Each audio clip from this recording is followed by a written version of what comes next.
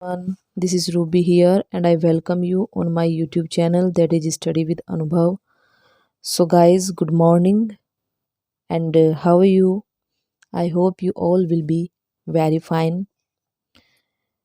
And as you know that we are learning active and passive voice. In fact, we have completed present indefinite, past indefinite, है ना? Present indefinite and past indefinite tense की passive voice active से कैसे बनाते हैं वो हम लोगों ने सीख लिया है। सो आज हम लोग फ्यूचर इंडेफिनिट टेंस की पैसिव वॉइस बनाना सीखेंगे। So let's start.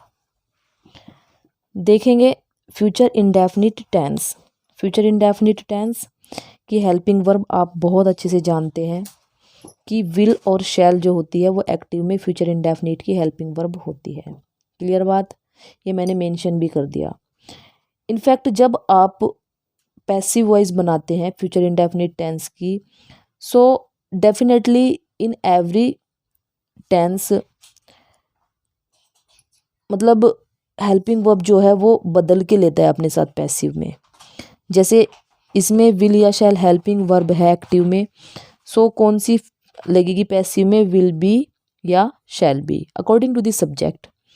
अगर सब्जेक्ट आपका आई या वी है, so definitely you will have to add shall be, and if your subject is other than I and we, so definitely you will have to add will be. ठीक है, ये concept जब मैं tense करा रही थी तभी मैंने बहुत बार आपको क्लियर कराई है ये वाली बात। मतलब सब्जेक्ट आई और वी के साथ ही आपको शैल बी देना है, अदरवाइज सभी के साथ, चाहे वो सिंगुलर सब्जेक्ट है चाहे प्लूरल है, विल बी ही देना होगा। ओके, अब हम अफर्मेटिव सेंटेंस की तरफ मूव करते हैं। मतलब रूल मैं बताती हूँ आपको क्या बताना है। देखिए, सॉरी फॉर दैट, ये बाय मिस्टेक ऐसे हो गया। रूल है ना, ऑब्जेक्ट को सब्जेक्ट बनाते हैं, जैसे कि आपने प्रीवियस टेंसेस देखे जिनमें हमने चेंज किया था, बट मैंने वहाँ पे इसको मेंशन नहीं किया था रूल को। मुझे आज ये रियलाइज़ हुआ कि क्यों ना आपको रूल भी मेंशन करके दिया जाए, जिससे आपको बहुत ज़्यादा इजी हो जाए एक्टिव से पैसिव वॉइस बनाना, है ना। ओरली मैंने तीन वीडियो दी हैं एक्टिव पैसिव को लेके। ओरली मैंने आपको बताया है कि ऑब्जेक्ट को सब्जेक्ट बनाते हैं, उसके बाद हेल्पिंग वर्ब आती है, उसके बाद आपकी वर्ब थर्ड आती है, उसके बाद बाई एंड सब्जेक्ट। मतलब एग्जाम्पल्स के थ्रू भी मैंने कराया है, बट आज मुझे ऐसा रियलाइज़ हुआ कि मुझे ना ये रूल आपको मेंशन करके देना चाहिए यहाँ पे, है ना। सो इससे भी काफ़ी हद तक हेल्प मिलेगी आप लोगों को। अब रूल देखेंगे। ऑब्जेक्ट जो होगा हमारे सेंटेंस का, उसको आप सब्जेक्ट बना के लेके आएंगे। उसके बाद आप हेल्पिंग वर्ब लगाएंगे, विल बी या शैल बी। उसके बाद वर्ब थर्ड लगाएंगे, और उसके बाद बाय, और उसके बाद आपका जो सब्जेक्ट होगा उसको ऑब्जेक्ट बना के लिख देंगे। ठीक है, अब एग्जाम्पल देख लेंगे। Shivani will paint this picture. So अब आपको पहले तो टेंस ही पहचानना है ना। ये बात मैं आपको पिछली 3 वीडियो से बताती हुई आ रही हूँ कि जब भी हम अपना पैसिव वॉइस बनाते हैं एक्टिव से, सो फर्स्ट ऑफ ऑल हमें टेंस पहचानना होता है। टेंस पहचानने की आखिर रिक्वायरमेंट क्यों होती है? रिक्वायरमेंट टेंस पहचानने की इसलिए होती है कि हम पैसिव वॉइस बनाते टाइम हेल्पिंग वर्ब जो है पैसिव में जो लगती है उसको दे सके, है ना। क्योंकि एक्टिव की हेल्पिंग वर्ब अलग होती है, पैसिव की अलग लगती है। जब आप टेंस पहचान लेंगे, जैसे हमने पहचान लिया Shivani will paint this picture, will या शैल और फर्स्ट फॉर्म आती है, तो वो क्या होता है? आपका फ्यूचर इंडेफिनिट होता है। सो आप लोगों ने पहचान लिया कि this sentence is related to future indefinite tense. Clear?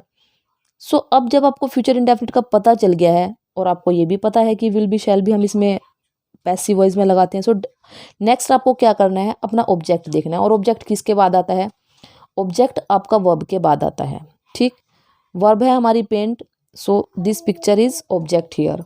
अब लगा देंगे आप अपना ऑब्जेक्ट। ऑब्जेक्ट किस फॉर्म में? सब्जेक्ट फॉर्म में, यानी कि ऑब्जेक्ट को अब सब्जेक्ट बना के लेके आना है। सो दिस पिक्चर इज सब्जेक्ट बन गया आपका। अब दिस पिक्चर,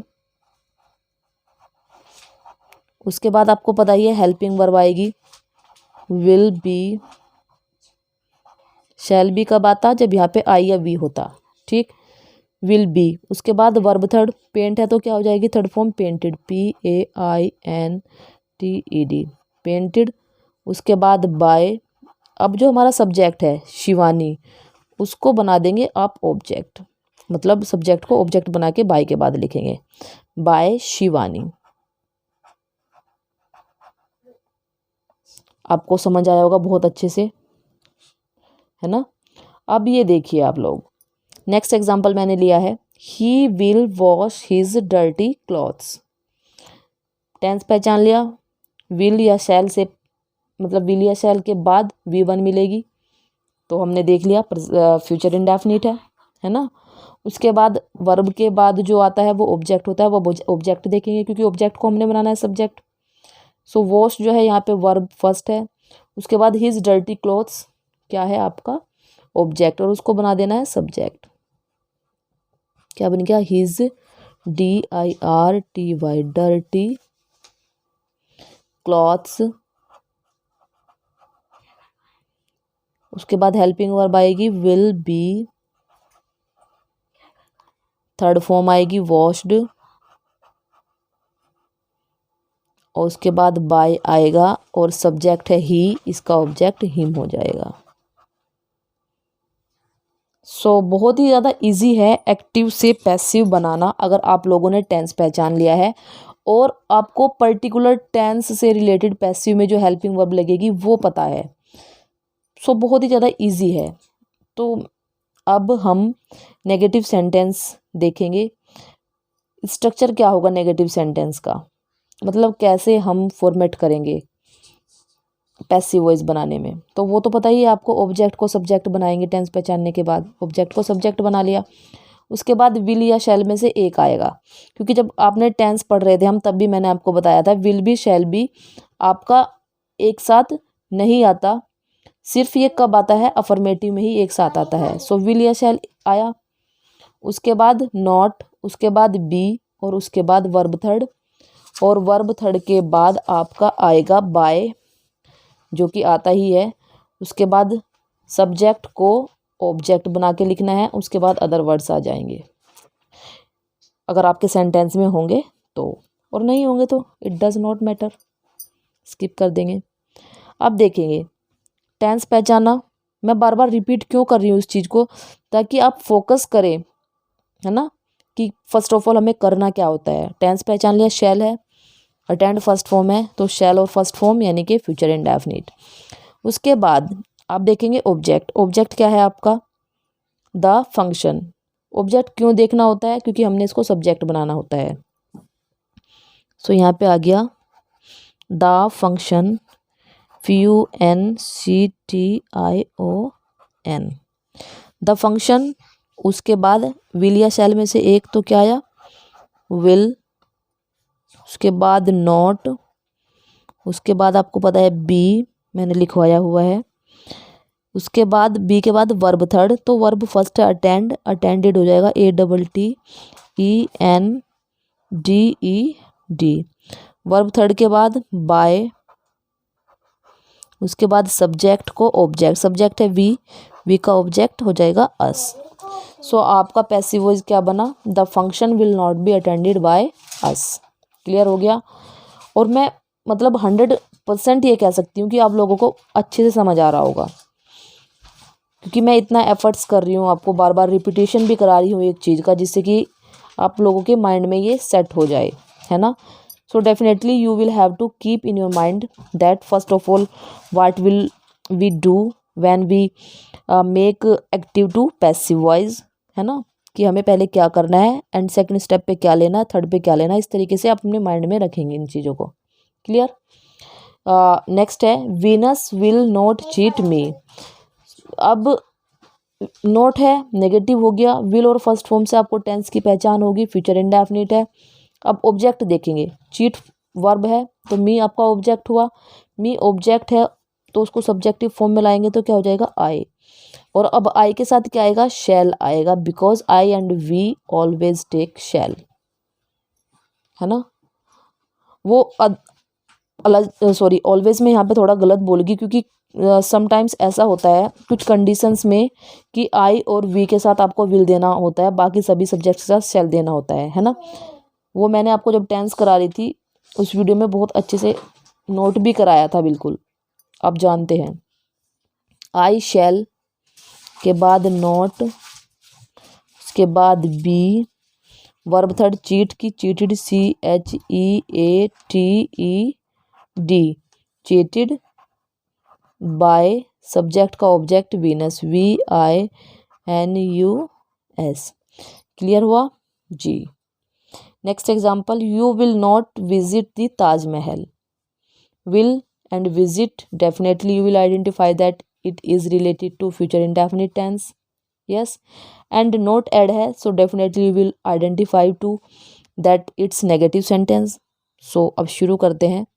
ऑब्जेक्ट लेंगे अपना, क्योंकि वर्ब के बाद ऑब्जेक्ट, और क्यों, क्योंकि सब्जेक्ट बनाना है।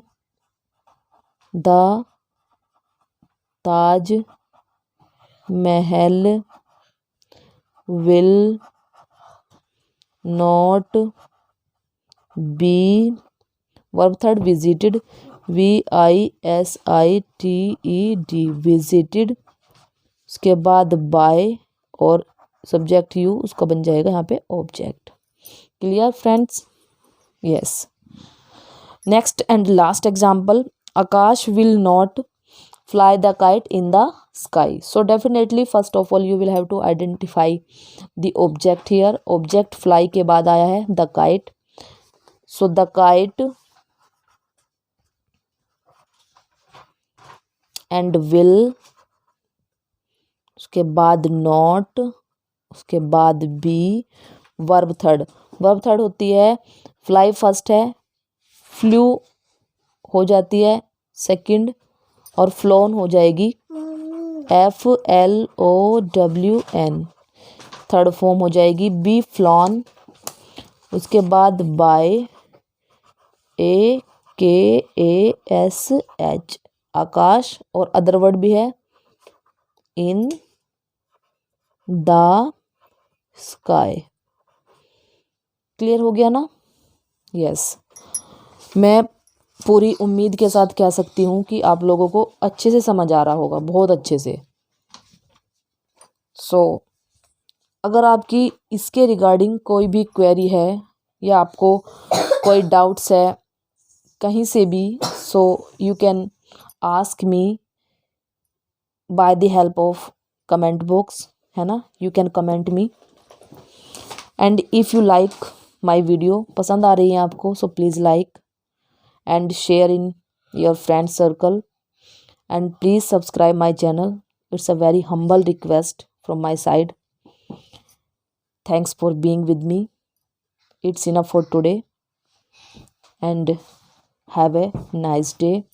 Thank you very much.